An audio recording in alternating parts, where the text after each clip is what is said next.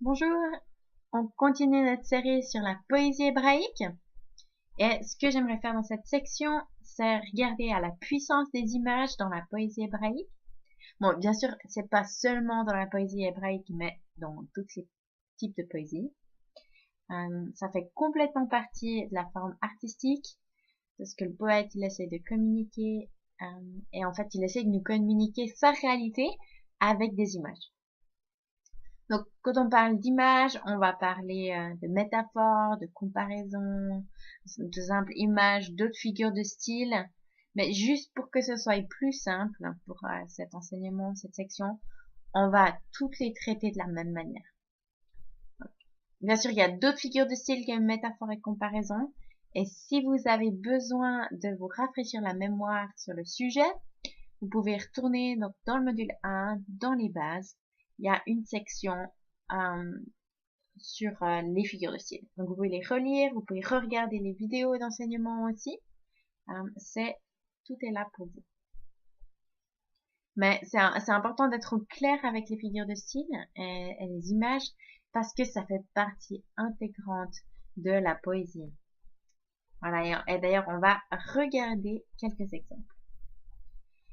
Si vous allez au psaume 113 et que vous lisez lentement, alors vous lisez, je vous encourage à vraiment laisser ces images se former dans vos pensées, dans votre imagination. Imaginez ce que vous lisez. Parce que la puissance qu'il y a dans les comparaisons, dans les métaphores, dans les images de la poésie, c'est pas quelque chose qu'on devrait se dépêcher d'interpréter. Mais ce qui rend ces images puissantes et qui nous touchent, c'est quand on peut prendre le temps et ça vient dans nos pensées, dans notre imagination. Parce que souvent, en fait, les poètes, ils vont utiliser les images pour communiquer des émotions. Et c'est une des manières qu'ils utilisent. Donc, si on veut ressentir les émotions, il va falloir prendre le temps de comprendre les images. D'ailleurs, en fait, ça marche aussi avec la musique. Souvent, quand on écoute la musique, on peut apprécier, on peut interpréter. Ça nous communique des émotions. D'ailleurs, rien qu'en pensant au film qu'on regarde à la télé, on sait que l'émotion, elle n'est pas communiquée seulement à travers une action ou les mots des acteurs, mais souvent, en fait, elle est dans la musique. Et d'ailleurs, si vous coupez le son, souvent les émotions, on les ressent à moitié, quoi. Des fois même encore moins. Donc, on remarque que c'est vraiment cette musique qui crée l'atmosphère qui va communiquer les émotions. Et quand on lit les psaumes, souvent l'atmosphère et l'émotion, elle est communiquée en fait par les images et les figures de style, souvent les métaphores et les comparaisons. Donc, revenons au psaume 113. Donc, vous pouvez ouvrir vos Bibles. C'est un psaume, un hymne de louange. C'est la louange envers Dieu pour sa nature, son caractère. Et j'aimerais que vous regardiez spécifiquement au verset 5. Qui est semblable à l'Éternel, notre Dieu? Il est très haut pour siéger, il s'abaisse pour regarder les cieux et la terre. Donc l'image qui est décrite ici, c'est bien une image, pas quelque chose de réel. Dieu, il n'est pas assis littéralement sur un trône. Et si c'était le cas, alors où est-ce que se trouve le trône? Parce qu'en fait, là, ça nous dit que le trône, il est tellement haut qu'il doit s'abaisser, pas seulement pour regarder la terre, mais également pour regarder les cieux. Donc, c'est-à-dire que c'est un trône qui serait au-delà de l'univers, quelque part. Donc, si on prend littéralement, on a peut-être quelques problèmes. Mais on comprend que c'est une image de Dieu qui est un Dieu. En fait, qu'est-ce que cette image elle communique? Elle communique un Dieu qui est tout puissant, un Dieu qui est imposant, qui est impressionnant, un Dieu qui est plein d'autorité, de puissance, et toutes ces choses merveilleuses que Dieu est. Il est au-delà de toute chose. C'est ce qu'elle dit ici, en fait. Et donc, pensez à cette image de Dieu qui est assis au-delà de tout. Ensuite, on a le verset suivant. Donc, il s'abaisse pour regarder les cieux et la terre. Puis, ce merveilleux contraste. De la poussière, il redresse le faible. Du fumier, il relève de pauvres, pour le faire siéger avec les notables de son peuple. Il fait habiter dans une maison, celle qui est stérile, comme une mère joyeuse au milieu de ses fils. Louez l'Éternel. Donc, dans cette hymne de louange, vous remarquez l'inclusion au début et à la fin. Louez l'Éternel. Et ensuite, vous avez cette image puissante de Dieu, Dieu qui est impressionnant, qui est tout puissant, au-dessus de l'univers. Ensuite, vous avez ce contraste qui est juste incroyable. On a ce Dieu qui est tellement puissant, qui est impressionnant, qui est un Dieu qui va relever le faible, de la poussière et du fumier, le pauvre. Et cette grâce qui est communiquée parce que Dieu, un Dieu merveilleux qui répond aux désirs les plus profonds de cette femme qui a juste ce désir d'avoir des enfants. Ce que ça fait, c'est qu'en utilisant des images, comme le pauvre qui est relevé du fumier, le plus bas possible, cette femme qui, à l'époque, une femme mariée qui n'avait pas d'enfant, elle était méprisée, et vous avez ce merveilleux contraste avec le cœur de Dieu qui est tout puissant, impressionnant, mais qui descend et va rejoindre les pauvres, ceux qui sont dans le besoin, les rejeter, les mépriser. Et en reflétant sur ces images, au lieu de juste les lire rapidement, en réfléchissant au sujet de ces images, alors vous arriverez à connecter avec le psaume et voir que le psalmiste, ce qu'il essaie de communiquer au sujet du caractère du Dieu qu'on sert. Donc c'est un psaume qui est merveilleux, un psaume qui est basé sur 1 Samuel 2, verset 8. Donc c'est le cantique d'Anne qui, elle, était une de ces femmes qui était méprisée, qui était rejetée, mais qui a pu être relevée en donnant naissance à Samuel. Donc c'est des images qui sont vraiment très puissantes. Ici, vous pouvez lire donc une des différences entre la poésie et la prose, c'est sa dépendance envers les images, les figures de style. Donc, quand vous lisez les psaumes, quand je mentionne ça, c'est pas juste les psaumes, hein, c'est aussi la littérature de sagesse, les prophètes. Les prophètes ont des images vraiment puissantes, en essayant de communiquer le cœur de Dieu aux gens. Et donc, quand vous lisez cette poésie, c'est pas juste, voilà, pour une catégorie. Il y a certains psaumes qui n'ont pas beaucoup d'images. Ils ressemblent plus à la prose, en fait. Mais la plupart ont beaucoup d'images. Et le but de tout ça, c'est que vous en soyez conscient et que lorsque vous les lisez, vous puissiez remarquer les images, que vous les observiez avant de vous précipiter dans l'interprétation. Donc, il y a quelques petits trucs à faire pour pouvoir s'impliquer encore plus en profondeur dans l'étude avec l'image, la poésie, pour pouvoir vraiment comprendre ce que le poète est en train de faire. Et je continue à parler du poète, du psalmiste, mais bien sûr, comprenez que je mets pas de côté l'inspiration du Saint-Esprit dans tout ça. Son œuvre, elle est là dans les psaumes. Et donc, quand on regarde à ça, on regarde pas seulement au poète et à son style, mais on pense vraiment à se connecter avec le cœur de Dieu, très souvent est vraiment présent dans ces images-là, dans ces images qui sont décrites. Alors, si on regarde simplement la différence entre la prose et la poésie, la prose, c'est en fait de l'écriture directe, si on peut le dire.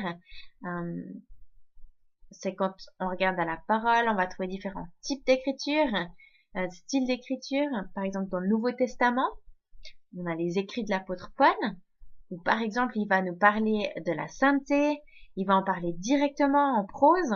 Par exemple, vous aurez un paragraphe ou un chapitre qui nous explique ce qu'est la sainteté. Par exemple, dans Galates, on a les fruits de l'esprit qui sont amour, joie, paix, patience, bonté, bienveillance, et ainsi de suite. Ou dans Ephésiens, il nous encourage à nous dépouiller de notre vieille nature et de se revêtir de Christ, de notre nouvelle nature. Donc vous avez toute une liste de ce que ça signifie de marcher d'une manière sainte. Donc la sainteté, elle sera peut-être expliquée en prose de cette manière très directe, un paragraphe, voire même un chapitre. Quand on arrive aux narrations, donc les histoires, on a l'auteur qui va nous parler de la sainteté, par exemple, et ce qu'il va faire, c'est qu'il va en parler soit positivement, soit négativement, en présentant les conséquences, par exemple avec Joseph. On a la sainteté de Joseph qui est présentée, sa droiture dans la Genèse, comment il a vécu une vie de sainteté, et on peut observer les conséquences de son style de vie. Mais on peut regarder à la vie de Daniel, un homme qui vit vraiment une vie de piété, de sainteté, et les conséquences de ce style de vie. Ou encore Joseph dans le Nouveau Testament, dans Matthieu 1, on voit que c'est vraiment un homme droit, qui marche dans la sainteté. Et donc, dans les narrations, on va parler de la sainteté à travers les gens, leur exemple de vie. Où on peut bien sûr voir l'impiété, le contraire, en lisant par exemple le livre des rois avec les rois d'Israël, on voit leur impiété, les conséquences d'un style de vie comme ça. Ou bien on peut voir l'histoire de David, son cœur selon Dieu avec ses conséquences. Et, donc les narrations, elles ont souvent avec une histoire, donc avec une prose directe qui parle simplement directement de la sainteté. Les narrations, elles ont donc une histoire avec un personnage qui vont démontrer la sainteté en action. Quand on arrive au poète, par contre, souvent ce que le poète il va faire, c'est qu'il va utiliser des figures de style et des images. On va regarder quelques exemples. Donc vous pouvez aller au psaume 1. On a un contraste donc avec le juste et le méchant. Celui qui ne marche pas selon le conseil des méchants, mais qui trouve son plaisir dans la loi de l'Éternel. Alors qu'il est pas seulement il médite la parole, mais ils obéissent également. Donc ça c'est l'image du juste, c'est qu'il est comme un arbre planté près d'un cours d'eau. Et c'est une image vraiment puissante de cet arbre qui porte du fruit, dont le feuillage ne se flétrit pas, et que tout ce qu'il fait réussit. Et donc, bien sûr, on a ce contraste dans le psaume avec le juste et le méchant. Donc, ce que vous pouvez voir, c'est que cette image, et le but, c'est vraiment de méditer sur cette image. C'est une image puissante d'un homme juste. Ensuite, le psaume 92 a une image très similaire. C'est un psaume de reconnaissance, ce qu'on a au verset 13, et on a au verset 13 le suivant, les justes fleurissent comme un palmier, ils croissent comme le cèdre du Liban.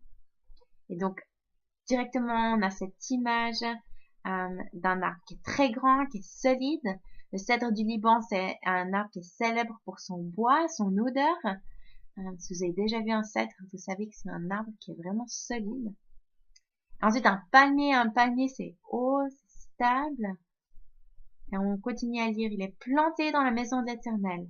Il fleurissent dans les parvis de notre Dieu.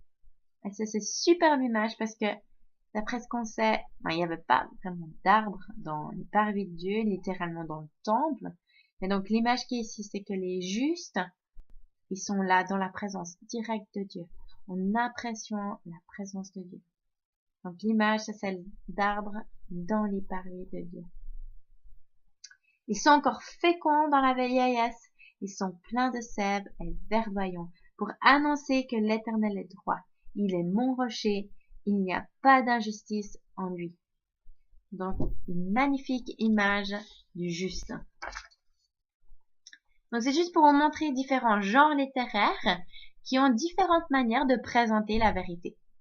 Avec la poésie, dans les psaumes, la sagesse, les proverbes, les prophètes. J'aimerais juste attirer votre attention à la puissance des images parce que c'est ce que l'auteur, le poète, va essayer de nous communiquer beaucoup au travers de ces images. D'une manière toute pratique, la poésie, elle va nous demander un peu plus de nous que de la prose directe. Elle demande en fait une approche plus contemplative. C'est une des raisons pour laquelle on parle des psaumes maintenant dans ce cours. C'est parce qu'on veut pas que vous fassiez juste plein de psaumes très rapidement, que vous étudiez tous d'un coup, mais au contraire, on aimerait que vous puissiez vraiment apprécier les psaumes pendant tout le reste de votre étude. Et on parlera de comment ça fonctionne pratiquement un peu plus tard. Mais les psaumes et les autres types de poésie que vous lisez, ils doivent être lus un peu plus lentement. Simplement avec le parallélisme synonyme, par exemple, ou le parallélisme synthétique, dont on a parlé auparavant, simplement par la nature, dans la forme, ça montre que on devait être un peu plus détendu quand vous lisez, un peu plus méditatif. Donc ça, une demande vraiment cette approche plus contemplative. Mais ça demande aussi d'avoir une interprétation qui est plus continue, parce que parfois les images, elles sont pas faciles à comprendre. On se pose la question, mais qu'est-ce que le poète il essaie de communiquer au travers de cette image? Et parfois, comme j'ai dit, c'est pas facile. Mais le fait qu'il y ait des parallélismes synonymes, ça va nous aider, parce que des fois, on va peut-être pas comprendre l'image dans une ligne, mais vous allez la comprendre peut-être dans la suivante. Ou voilà. Mais dans tous les cas, c'est pas toujours facile. Donc ça demande de l'attention dans notre interprétation. Quand un poète, et c'est vrai pour tous les poètes, utilise des métaphores, des comparaisons, des images, il va laisser une certaine liberté d'interprétation au lecteur. Parce que les gens, ils peuvent interpréter la même chose d'une manière à peine différente. Ça peut être un peu différent. Donc, quand le poète, il écrit, le poète, il va formuler souvent, pas toujours, mais sa réalité dans une image. De ce qu'on lit, c'est pas juste une figure de style, mais ils vont essayer de communiquer leur réalité. Donc, quand on lit au sujet du juste, c'est pas juste une image qui est chou, qui est sympa, qui est belle, d'un arbre haut dans la maison d'Éternel. Mais il est en train de communiquer une réalité. Que le juste, à cause de sa droiture, va récolter les bénéfices. En force, en intégrité, mais plus que ça, il va pouvoir apprécier la proximité et l'intimité de la présence de Dieu. C'est à cause de la droiture.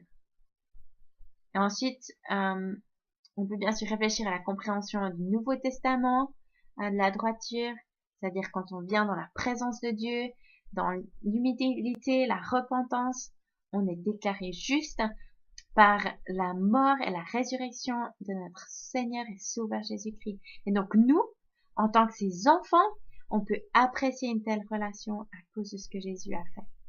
Et donc, alors que vous étudiez et vous réfléchissez à ces images dans la poésie, faites le lien entre l'Ancien Testament et le Nouveau Testament. Avec la puissance des images, laissez ces images augmenter et devenir encore plus réelles. La réalité de ce que ça signifie et de ce que ça communique. Voilà, on va regarder comment les émotions peuvent être utilisées dans la poésie. Et on a un bon exemple dans le psaume 124. C'est un bon exemple parce qu'on passe souvent à côté et ça nous montre pourquoi c'est important donc de contempler, de s'arrêter et de penser à ces choses. Donc vous pouvez ouvrir vos Bibles au psaume 124. C'est donc un psaume de reconnaissance. C'est un psaume communautaire ou conjoint. Et la reconnaissance, elle est au sujet de la victoire dans une bataille. Donc, il semble que David, il avait sorti ses troupes. C'est donc un psaume de David. Il a battu son ennemi. C'était très dangereux, c'était risqué. Mais Dieu leur a donné la délivrance. Et ça me rappelle à quel point c'est facile dans les psaumes de des fois on va les désinfecter en les rendant tout gentils. Des fois on va même les rendre un peu trop spirituels.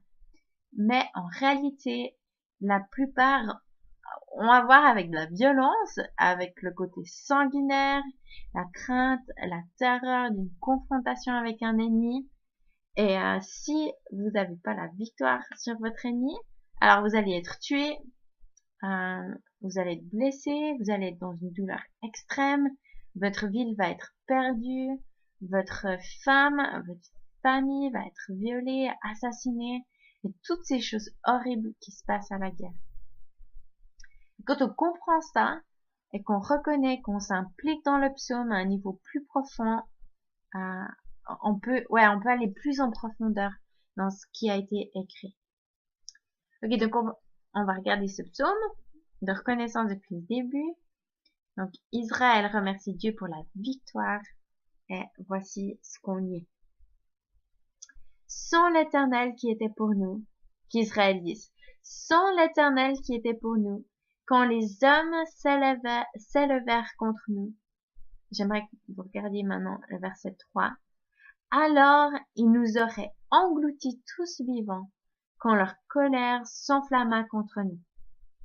Donc, alors que vous méditez sur ce psaume, on voit que le mot s'enflamma a à voir avec le feu. Et l'image est donc celle d'un feu déchaîné qui engloutit, qui brûle, qui consume. Et le mieux pour nous, c'est de penser à des images que vous avez pu voir, même des situations peut-être dans lesquelles vous vous êtes trouvé, avec un feu de forêt. Moi, j'ai mis une image à l'écran que vous pouvez voir. Peut-être vous avez lu des articles de journaux, vous avez peut-être vu à la télé. On voit des images où on a le feu qui prend et qui consomme tout sur son passage. Et c'est vraiment une image terrifiante. C'est l'image-là que David il est en train d'essayer de transmettre.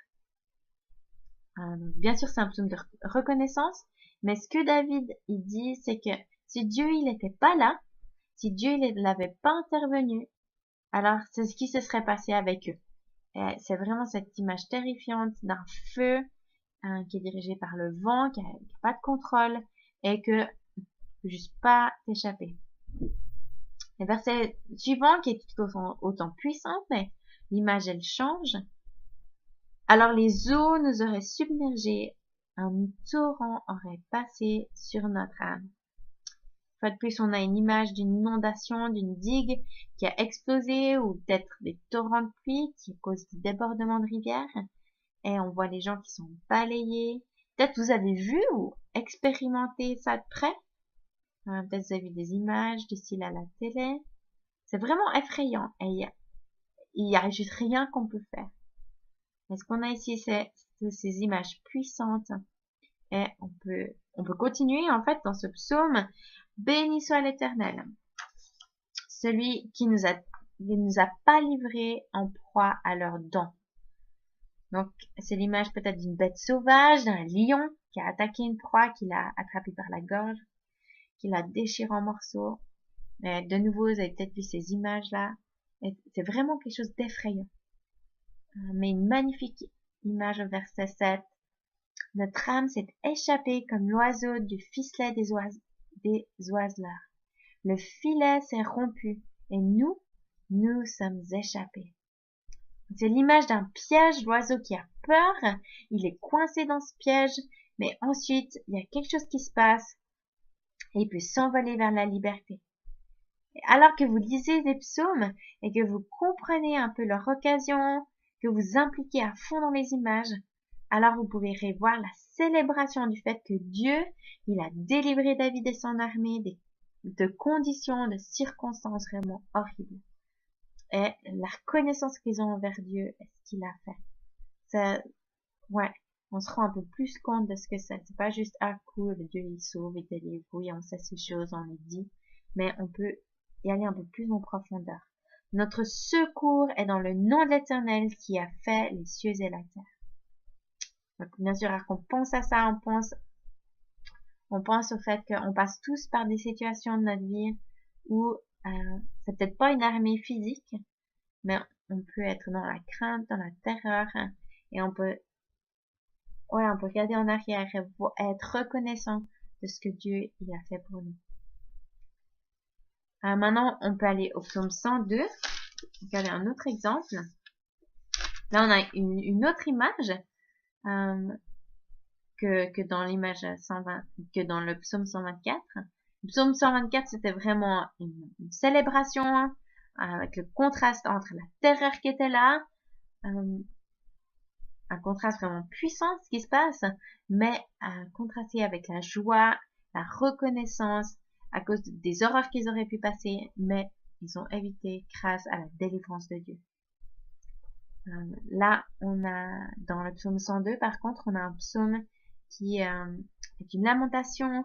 C'est vraiment ça décrit ça communique une solitude intense, voire même de la dépression. Et c'est, comme j'ai dit, un psaume de lamentation. Prière d'un malheureux lorsqu'il est abattu et qu'il présente sa requête devant l'Éternel. Éternel, écoute ma prière et que mon cri parvienne jusqu'à toi. Ne me cache pas ta face au jour de ma détresse. Tends vers moi ton oreille au jour où je crie. Hâte-toi de me répondre. C'est donc une ouverture typique d'un psaume de lamentation. Et pourquoi au verset 4 on a « Car mes jours s'évanouissent en fumée et mes os sont enflammés comme un tison ». Réfléchissez vraiment à tout ça. Imaginez les images. Mon cœur est frappé et se dessèche comme l'herbe. J'oublie même de manger mon pain. Mes gémissements sont tels que mes os s'attachent à ma chair. Peu importe en fait ce qui se passe avec ce gars, c'est vraiment pas une bonne situation. C'est vraiment une image forte de solitude, de dépression, peut-être même de maladie physique. Et maintenant, on va regarder au verset 7 avec cette image qui est décrite. Je ressemble au pélican du désert. Je suis comme le chat-huant des ruines. Donc, on a un parallélisme synonyme. Ce que ça fait, c'est qu'au travers des images, nous communique une solitude, un grand espace ouvert, ce désert, ces ruines, et il y a un oiseau qui est tout seul. D'ailleurs, juste une petite parenthèse, ça peut être utile d'aller peut-être juste sur Google et puis certains mots, certaines images, de les regarder sur Google et de regarder les images que ça fait. Tout bêtement, moi je ne savais pas, voilà, c'est un petit moment d'humilité, hein, mais je ne savais pas qu'un chat-huant, c'était une chouette. Je croyais que c'était littéralement un animal. Voilà, c'est mon petit moment de solitude. Et on continue. Avec le verset 8. Je veille et je suis comme l'oiseau solitaire sur un toit. Une fois de plus, l'image de la solitude. Ensuite, on a un peu plus d'informations sur ce qui se passe, sur la situation de l'auteur. Tous les jours, mes ennemis me déshonorent, et c'est par moi que jurent mes adversaires frénétiques. Je mange de la cendre au lieu du pain, et je mêle des larmes à ma boisson. Et ensuite, il se tourne vers Dieu. À cause de ta fureur et de ton indignation, car tu m'as soulevé et jeté au loin. Et là, on touche vraiment aux émotions de cet écrivain en particulier. Parce que ce qu'il a ressenti au milieu de ces difficultés, au milieu de cette situation horrible, il avait l'impression que Dieu, il l'avait pris un peu comme un chiffon et qu'il l'avait jeté au loin, comme il jetterait au loin quelque chose qui n'a aucun intérêt. Et là, c'est l'auteur qui décrit simplement où il en est, à quel point il se sent seul. Même il sent, même Dieu est m'acheter. Donc quand vous lisez ces versets, vous réfléchissez à ces images qui sont vraiment puissantes, qui sont là. Ces images, elles communiquent des émotions qui sont profondes. Bien sûr, comme dans le cas de beaucoup de psaumes, de lamentations, au verset 13, on a un mais qui est très important. Mais toi, Éternel, tu sièges à perpétuité, et ton souvenir dure de génération en génération. Et le psaume continue. Donc, on peut voir dans ce psaume la puissance de ces images. Et donc, le poète, il essaie d'exprimer sa réalité avec des images. Un autre exemple, psaume 42, verset 2. Comme soupire une biche après les courants d'eau, Ainsi mon âme soupire après toi, ô Dieu. Quelle magnifique image d'un soupir, d'une aspiration après Dieu. Le psaume 7, les versets 2 et 3. Quand vous lisez les psaumes et que vous êtes conscient de ça, encore et encore, les images, elles communiquent. Donc, une fois de plus, ici, on a un animal sauvage qui est emporté par un lion. Éternel mon Dieu, je recherche en toi mon refuge. Sauve-moi de tous mes persécuteurs et délivre-moi de peur qu'ils me déchirent comme un lion qui emporte sans que personne délivre. On a vraiment l'image d'un animal ou d'une victime qui est arrachée par un lion. Donc juste pour avoir la révision, quand on parle des métaphores, des comparaisons, des images ou d'autres figures de style, il y a deux choses qui sont nécessaires. Premièrement, expérimenter l'image. Soit par la méditation, en utilisant votre imagination. Et ensuite, c'est important d'interpréter l'image en posant la question, mais qu'est-ce que l'auteur il aimerait que je comprenne au sujet de leur situation, de leur émotion ou au sujet de Dieu à travers cette image. Et parfois, on doit faire attention. Par exemple, le psaume 23, les versets 5 et 6, souvent quand on pense au psaume 23, on pense que c'est un psaume au sujet d'un berger, de ses moutons. Et bien sûr, c'est un merveilleux psaume qui utilise une image vraiment puissante. Mais quand on lit versets 5 et 6, on a un changement. L'image, elle change. Et c'est plus le berger et les brebis, mais c'est un hôte et ses invités. Tu dresses devant moi une table en face de mes adversaires. Tu oins d'huile ma tête et ma coupe déborde. Donc là, il ne s'agit pas de brebis qui sont autour d'une table et qui boivent dans une coupe, mais il s'agit en fait d'un hôte très généreux qui a préparé un repas. Et ça nous parle de l'accueil dans l'Antiquité avec l'onction d'huile et la générosité dans la coupe. On a l'image qui nous décrit celle de l'abondance et la coupe qui déborde avec un accueil qui est juste superbe. Et la deuxième partie de ce verset avec cette table qui est si bien préparée, elle est là en face de mes adversaires. Donc là, on se trouve au milieu de difficultés, d'épreuves, et tout d'un coup, on est là à apprécier l'accueil. Et l'autre, c'est l'autre qui est Dieu, bien sûr, voilà, qui nous accueille et qui prépare cette table de provision, d'abondance et de bienvenue, d'accueil. Et le dernier verset, oui, le bonheur et la grâce m'accompagneront tous les jours de ma vie, et je reviendrai dans la maison de l'Éternel pour la durée de mes jours. Donc, une fois de plus, on a cette image de la maison de l'Éternel, qui est le lieu où est la présence de Dieu. On peut apprécier sa présence, sa bonté, sa miséricorde, parce qu'on se trouve exactement dans la maison de l'Éternel pour la durée de nos jours. Mais il faut donc qu'on fasse attention quand on utilise certains termes dans notre interprétation des images, qu'on réfléchisse, qu'on les interprète du mieux qu'on peut. Juste un aspect technique, quand on parle des métaphores, on dit parfois que c'est comme une lentille ou un objectif ou une fenêtre. Vous regardez peut-être dans un microscope ou un télescope, et ce que vous voyez, c'est quelque chose qui est là. Et c'est comme si l'auteur, il veut que vous sachiez quelque chose que vous ne connaissez pas.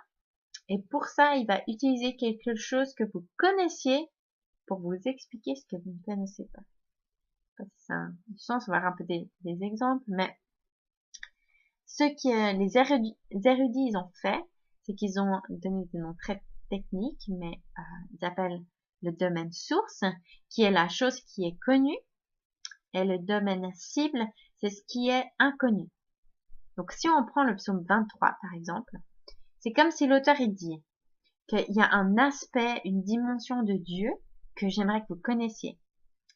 Et la manière que je vais utiliser pour vous l'expliquer, c'est au travers de quelque chose que vous connaissez. Et les lecteurs de David, ceux qui écoutaient ses poèmes, ils connaissaient très bien ce que c'était qu'être un berger dans l'Antiquité. C'est différent des propriétaires de moutons de nos jours qui ont des milliers de moutons. Mais à l'époque, les moutons, ils étaient connus par leurs bergers, et ils connaissaient leurs bergers, ils les suivaient, les bergers les protégeaient, les gardaient, les emmenaient dans des bons pâturages. Donc toutes ces choses, c'est des choses qui étaient connues des bergers de l'Antiquité, et donc pour ceux qui lisaient ou qui écoutaient le psaume de David. Dans tous les cas, en fait, la leçon ici, c'est qu'il y a quelque chose que vous connaissez, que vous comprenez d'un berger, et je vais utiliser cette image pour vous communiquer quelque chose au sujet de Dieu, que j'aimerais que vous connaissiez à son sujet, et donc, au niveau technique, c'est ce qu'on appelle le domaine cible. Et donc, le fait que Dieu est un berger, il y a des aspects du berger, ce que l'auteur veut dire, il aimerait que vous compreniez que Dieu, il est comme ça. Et donc, on a un aperçu d'un aspect du caractère et de la nature de Dieu à travers cette image. Alors que vous méditez sur ce passage, et je suis sûre que vous l'avez déjà fait beaucoup de fois, c'est vraiment un psaume qui est profond, où les images, elles nous aident à comprendre les aspects de la nature et du caractère de Dieu. Quand on parle de l'inventaire métaphorique, c'est un peu technique, mais voilà. Celui qui interprète a besoin de comprendre quel est l'aspect du domaine source qui doit être compris. En d'autres termes, on ne devrait jamais pousser l'image trop loin. C'est là que l'interprétation, elle nous revient dans un sens. Parce que c'est une merveilleuse image d'un berger qui prend soin de ses brebis, mais si on va trop loin, ça va pas. On doit reconnaître que par moment, par exemple, un berger, il va prendre soin de sa brebis, mais des fois, il va la prendre, il va la tuer, puis il va la manger, ou il va la sacrifier sur l'autel. Et là, bien sûr, c'est autre chose. C'est pas ce que l'auteur, il est en train de communiquer ici. On sait que, par exemple, dans le psaume 92, ça nous parle du fait que Dieu est un rocher.